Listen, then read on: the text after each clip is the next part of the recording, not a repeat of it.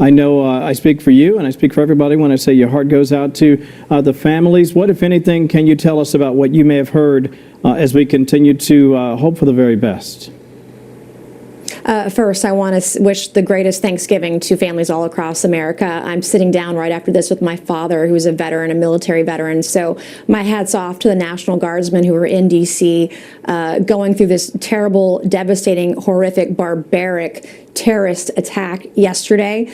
What we're learning now is that the devastating withdrawal from Afghanistan has had devastating consequences, because we learned after the withdrawal that the Biden administration didn't fully vet the individuals that were coming from Afghanistan over here to the United States. The second thing I want to say is thank you, President Trump. He is increasing the number of guardsmen in D.C. by 500 next week. We have 300 guardsmen from South Carolina going up to the nation's capital. Thank you, Governor McMaster, for that next week.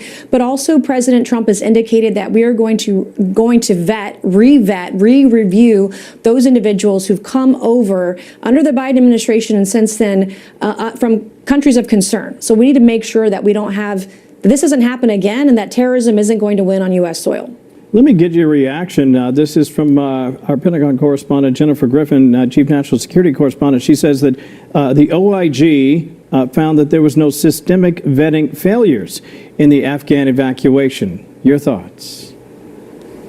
Well, we on the Oversight Committee and on House Armed Services have heard otherwise. I don't believe that. I believe that the vetting was very loose and that we did allow people to come over. We know that on our southern border during the Biden administration, we had hundreds of potential terrorists that came across the southern border into the United States. We know that there are terrorist cells all across the country waiting to act. We don't know when. And so we've got to be vigilant. And we need to make sure that we don't allow this sort of thing to happen again, and do whatever we can with the DOJ. And number one, I hope that the DOJ and the judge in this case will put this terrorist down. He doesn't deserve to live.